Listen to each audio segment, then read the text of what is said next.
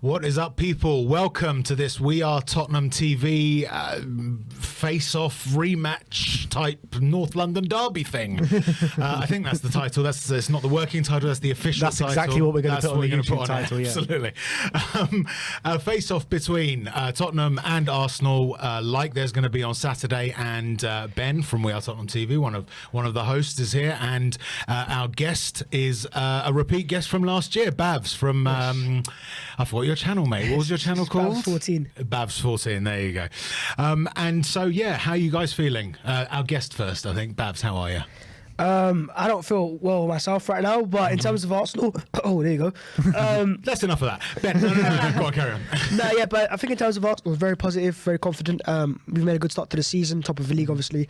So, yeah, I think I'm optimistic going into the game. And Ben? I think that, when Spurs go to the Emirates, it usually does go one way. Arsenal just somehow turn into like prime Barcelona every time we go there, and Spurs don't show up. But I think this year is a bit different with Antonio Conte at the helm, with the way we're playing our football in terms of, look, we're not playing that well, but we're getting results. I think what Arsenal showed against Manchester United with that high line, with that vulnerability, I think we can actually get at them this time. So I'm going into a bit quietly positive. Excellent stuff. So we've got a series of questions here that I'm going to put to our guests, well, sort of guests, and we'll see. They're your guests today. Yeah, exactly. I'm the guest today. That's the thing. So I'm going to put it to the two of you, and we'll just have a little bit of a chat for a few minutes on each question. So the first question is, and we'll come to you, Ben, first. Which team will finish higher in the league?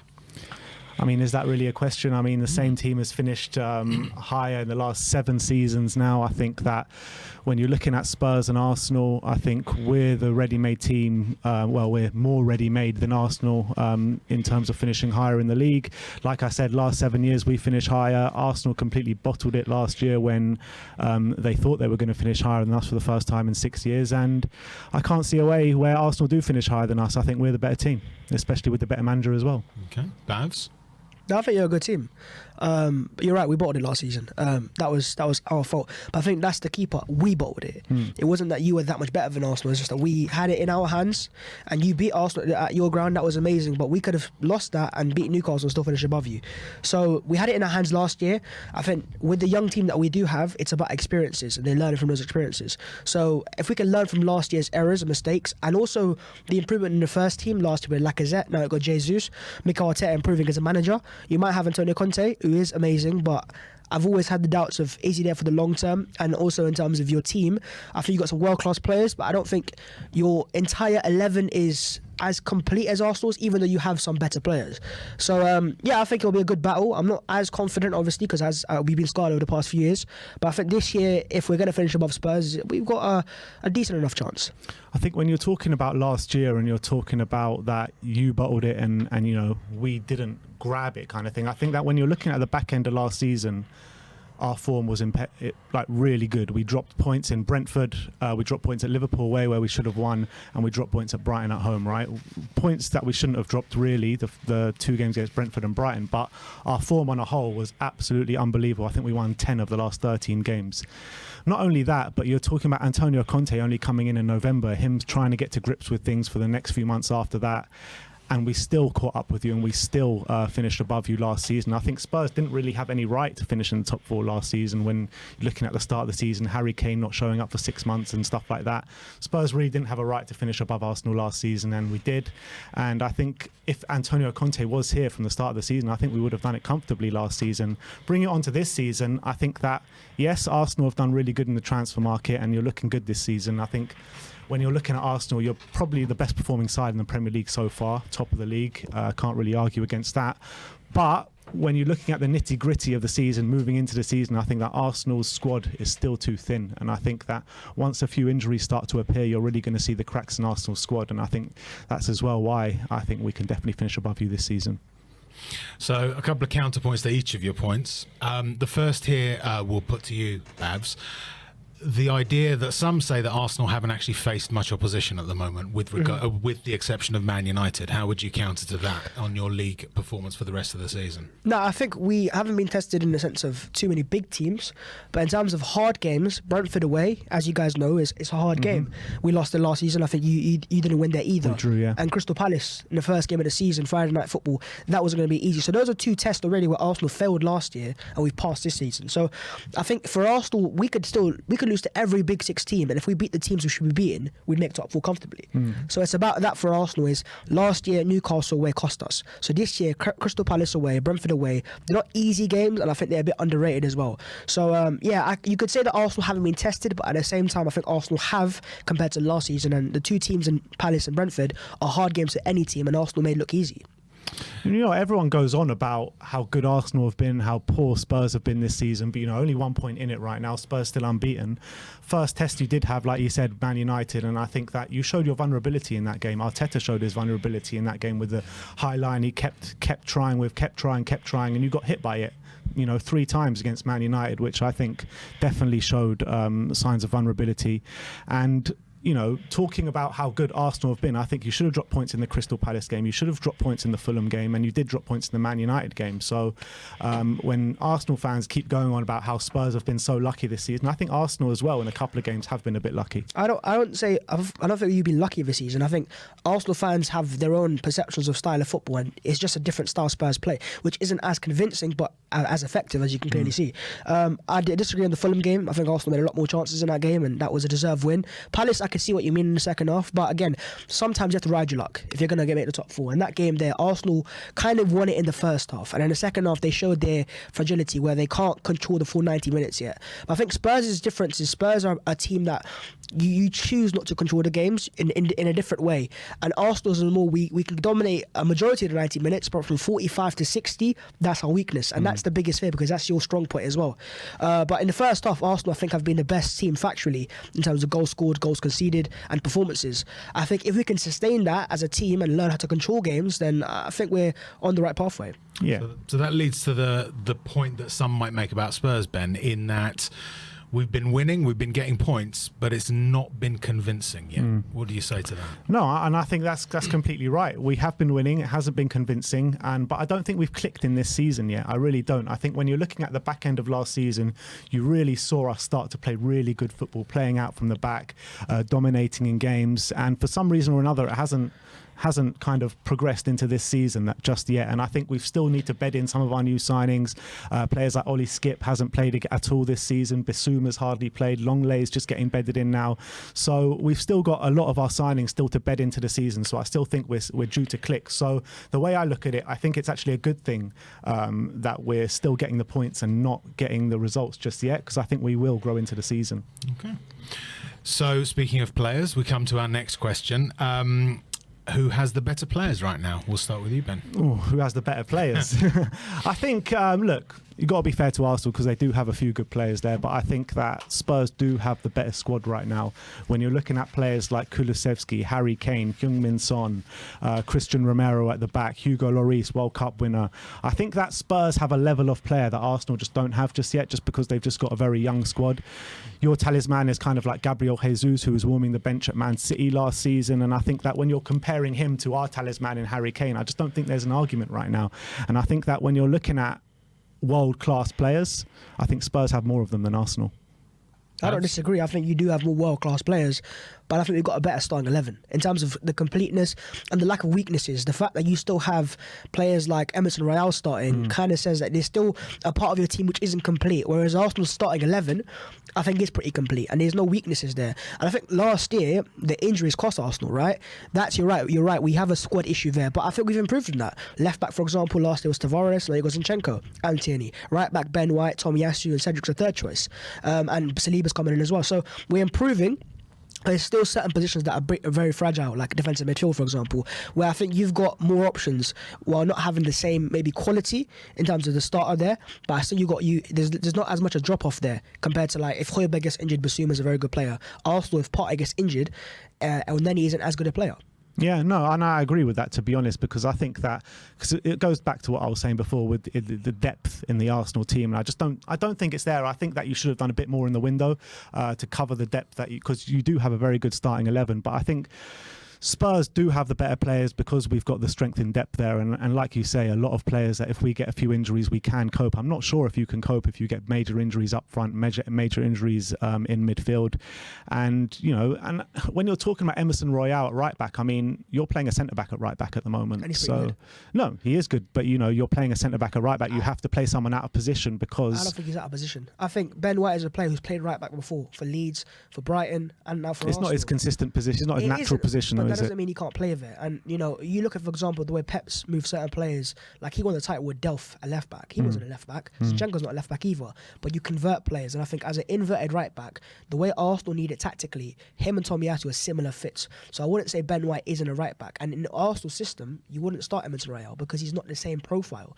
So I think it's not about the player quality; it's about the player profile. And Ben White suits that inverted right back.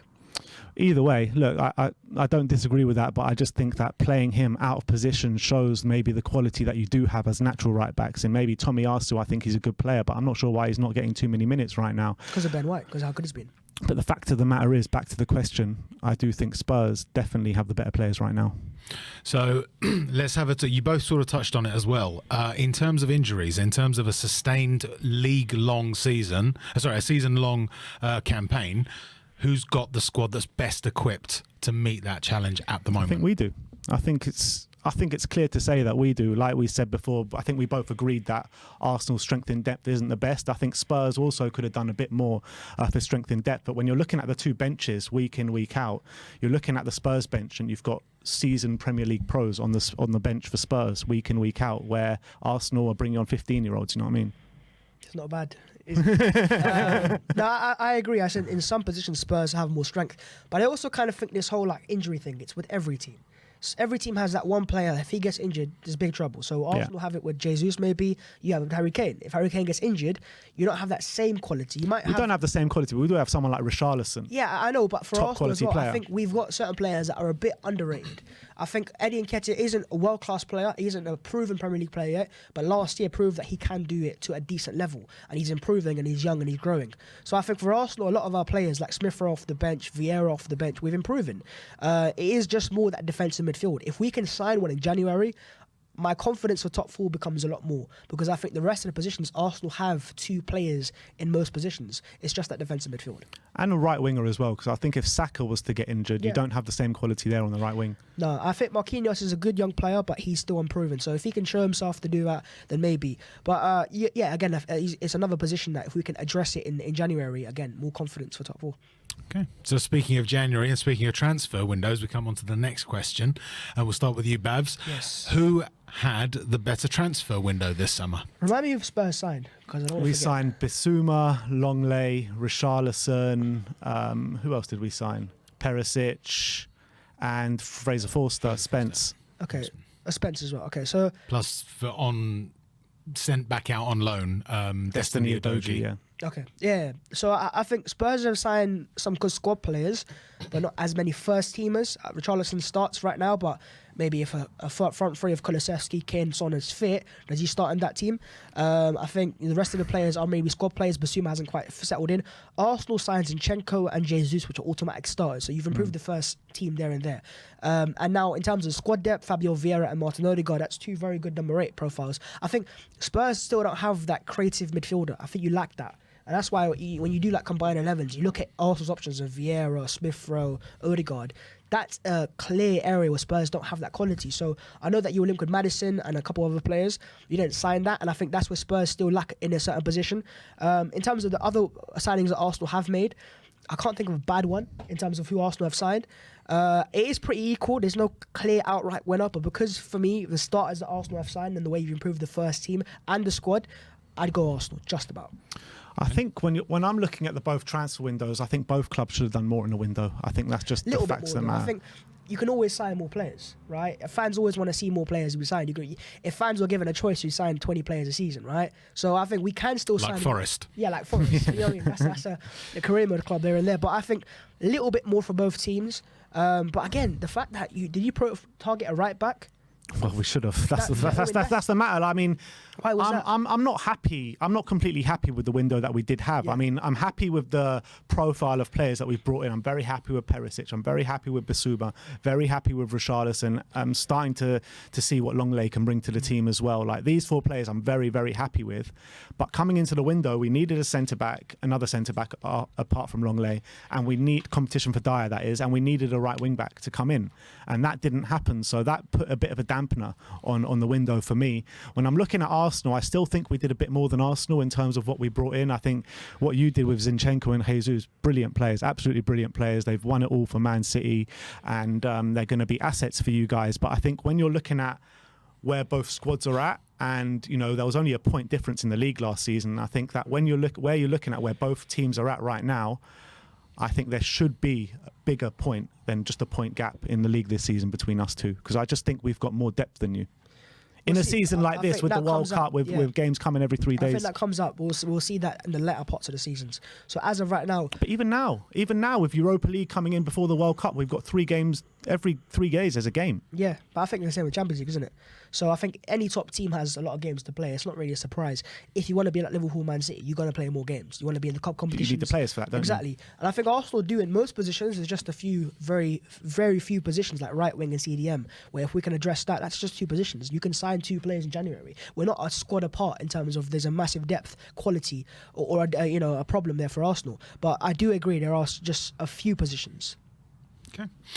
So we'll go on to the next question then, and I think I know what the answer is going to be, but we'll start with you, Ben. Who is more likely to win a trophy this season? Look, I know Bav's going to start laughing now because Spurs haven't won a trophy since 2008 How many years? and 2008 and all that kind of stuff. But look, at the end of the day, we've got world-class talent in our team. We've got Antonio Conte as our manager, who goes everywhere and wins a trophy. I think the squad now is set up where we can fight on a few different fronts this season. So I'm going to say Spurs. Arsenal's team reminds me a lot of like Spurs' team under Pochettino, the very beginning stages of it, where very young team, a bit naive, manager a bit naive as well. They go like full guns blazing in every game, very high line, and ultimately you're going to play really good football, but maybe not win anything. And I think Spurs under Antonio Conte have more chances to win something than this Arsenal team this season. I agree. You've got more chances for Spurs as a club, but then Arsenal, compared to Mikel Arteta, has won a trophy at Arsenal. He has, so yeah. it's not like he hasn't shown he can do it. He's won the FA Cup, and that's a lot more than what Spurs have won in the last 10 years, right? Conte is a winner, I agree, but so is Mourinho. He's won a trophy he's still won a trophy at every club he's been to, at Roma as well now, but Spurs. So is it the fact that your club's cursed? Because you've always had quality players. You've had Bale, Modric, and players like that. Pochettino's teams were amazing. But when I saw that team and the way you had Ali and Eriksen and Kate, all these top players firing and still no trophies, it gets to the stage where if I was a Spurs fan, I'd kind of like go, is there something wrong with our club? But, for your sake, you have to hope that Conte can change that. But look, at the end of the day, right, Antonio Conte and Jose Mourinho are 2 completely different managers right now. Jose Mourinho was coming off the back of that Man United job, a few different jobs where he kind of hasn't been the same Jose Mourinho that we always knew. Antonio Conte is kind of at the height of his powers at the moment, in the peak of his powers. You're talking about one of the best managers in world football right now in Antonio Conte, and you're looking at the way he's transformed this Spurs team. No team has picked up more points in the Premier League than Spurs since March. We've heard this before now with Pochettino. He had the calendar year points. I think. Yeah, but what I was saying about Pochettino is I think it's very similar to this Arsenal team where they're too young, too naive, and ultimately I don't think they will win anything. That's the difference. Well, it was before they were built, this Arsenal team. No, I agree. Arsenal is a young team and they are naive. But I think with Spurs, you've had quality teams in the past 10 years. You've won nothing. So with this team that you have right now, what are you going to win? It's not going to be the Premier League title. I think Man City are going to win that Agreed. again. So Champions League, Conte's got a poor record. I think FA Cup or Carabao Cup, yeah. Conte's got a pretty bang average record. I think. In the FA Cup, what are you talking about? He won and then got to the final. He won and got to the final. I'm not sure. I think Conte's titles, main trophies have been titles. And cups. And cups. But I think titles is the main one. And I think he hasn't won that. He's not going to win that at Spurs in his current system at least. But yeah, you've got a good chance of winning the Carabao Cup, the FA Cup, but so do Arsenal. We've got a history winning the FA Cup most times in the history. So, it's a close one, but yeah, you could say Spurs are in a better position right now. Yeah, and I'd agree with that. Okay. Interesting. Next question. Who is doing a better job as a manager for their respective clubs? I will start with you, Babs. Arteta or Conte? It depends on what you want, right? If you want instant results, We'll let you Conte's define it. If you want instant results, Conte's that guy. He's a guy who's a very good, I'd say, I call it a band-aid manager. As in, like, he can make something out of nothing. He's very good at getting pool players to perform at a high level. But Mikel Arteta had to change the entire Arsenal culture, not just culture, but the entire squad, turn it over, which isn't really a Conte type of job. Conte's more of like a comes in, wins trophies, goes, and it keeps moving. Arteta is a bit more long term. You come in and he'll probably will be here longer than Conte does. Doesn't mean he'll be more successful. But yeah, I think for Arsenal, what we needed was to turn the squad over. So Mikel Arteta has been successful in that behalf, but obviously you could argue no Champions League football, that is a failure. Conte's come in, he's got Champions League football, but Arteta's won a trophy. So I would say Mikel's done a good job at Arsenal, and it can become very good if we get top 4 this season. Well, look, let's be real now. If you want a manager who thinks he's Thomas Edison with the light bulb and all that, if you want a manager that's going to do cringy play, you'll never walk alone on the pitch, on the training pitch before a Liverpool game and then completely get absolutely battered. If you want a manager that completely runs away from the North London derby, then you know what, go for Mikel Arteta. But I think it's clear what Antonio Conte has done at Spurs, and Antonio Conte came into a side that, you know, he came in and we were thinking, you know what, if he gets Europa League, we'll be happy with. And he got Champions League, an absolutely sensational run at the back end of last season. The stats from March, like I said, no team has picked up more points than Spurs since then. To do that with this Spurs team, with Liverpool in the league, with Man City in the league, with the resurgent Arsenal in the league, I think is absolutely sensational. So the fact of the matter is Antonio Conte got top 4 and Mikel Arteta didn't last season. So I think that just tells you everything you need to know. Okay. Pretty clear there. Each side siding with their own manager. Fair enough. So we come to the sharp question, the one that everyone's been waiting for. Let's do it. And Ben, you get the honour of answering first on this one. Who is going to win the North London derby? You know what? If anyone says a draw, I'm walking out. No. Who will win the NLD? You know what? Yeah, I absolutely hate this fixture. I hate going to your stadium, because you know it's the same thing every bloody time. Spurs go into it with a bit of hope. Arsenal suddenly just turn into prime Barcelona, have your best game of the season. Your fans are the loudest they've ever been. And we don't turn up. That's what happens every single year, apart from that a couple of like odd occasions where we have turned up, snatched a draw or got a 3-2 win in 2010. But I think this year is completely different. It's the first time we're coming to you with Antonio Conte, first and foremost. I think that with the team that Arsenal have right now, Arteta is 100% going to stick to his guns. He's going to play that high line. He's going to be a bit naive. He's going to back himself and back the team to do how he sets them up week in, week out. And I think that's going to play into our hands a bit. You see how we beat Man City every time. Not every time, but, you know, we have Man City's number for the majority of time, and they play a very similar brand of football with a very high line and full guns blazing. You see how we stand up to the challenge of Liverpool. Majority of times we play them as well because they do play that high line and we really can create chances. I think we're probably the best counter-attacking side in the Premier League, I would say. So I think playing a high line against us is very dangerous, and I think Arteta will do that.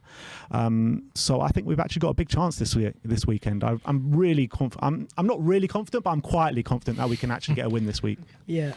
Babs? Conte does not have the best record at the Emirates. I don't think he's ever won there.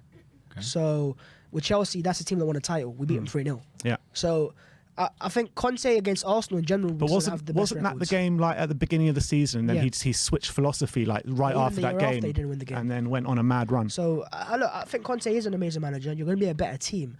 But your biggest issue is first halves. You ain't that good in the first halves. And Arsenal's biggest strength is the first half. So while you do play in the hands of counter-attacking football and transition, you're going to cause Arsenal issues.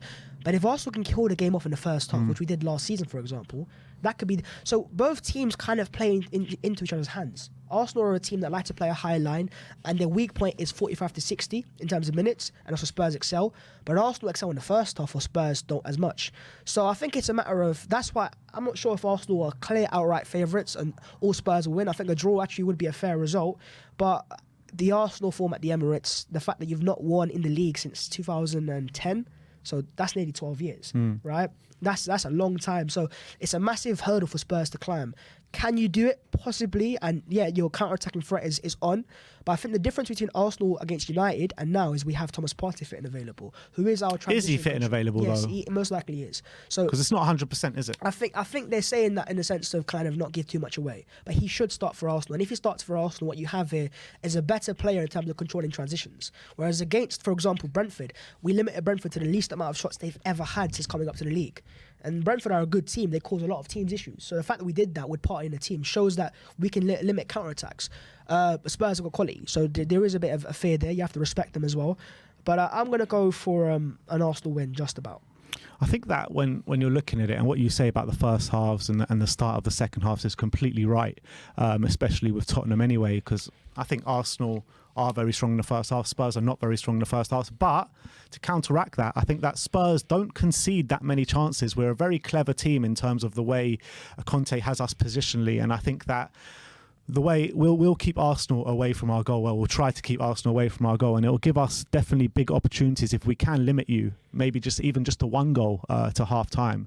There'll be chances for us to win that game. There is a difference here, though. I think Spurs' style of football, you can only win this game in one way, and that is by kind of sitting back and counter-attacking. Arsenal won't do that, but the point is we can do a bit of both. We can sit back as well. We've done it before to a pretty decent level. You're right, if Mikel Arteta is naive, but I don't think it is being naive. You have to back your style of football. There's a reason why Pep is what Pep is, and he wins so many trophies, is because he has that plan A, he perfects the plan A, and it works for him. So, yeah, there is a bit of, it might play into your hands, but as I said, if we can kill the game from the first half, then that's what it matters. So we'll ask you guys to commit in that case and give us your score predictions. Mavs? I'm going to go... It was 3-1 last year. I'll go 3-2 this year. Okay. Ben? I'm also going 3-2, but to Spurs. Okay. 3-2 to Spurs this year. I'm going for a repeat of 2010. goals, But great I can really see a lot of goals this weekend. I think it's going to be one of those classic North London derbies this weekend. Basically 0-0 now. I've given it the kiss of death. Exactly right. We'll have some closing statements, though, very quickly. Ben, do you want to wrap up? Give us your thoughts on this North London derby. Yeah, well, I mean, I think I've said all I need to say, but I'm looking forward to this one. I really am. And I think that I usually dread this fixture coming into it, but I just think tactically we might just have the edge over you. So Antonio Conte's Warriors are coming over to the Emirates to take all 3 points this weekend. Okay. And Bavs? We'll see about that. We've had this before. There you go. All right, gents. That's it from us. Thank you very much for joining us here on We Are Tottenham TV. And we will see you next time. And unfortunately, because it is We Are Tottenham TV for you, Bavs, as always, come on you Spurs. Come on, you Spurs.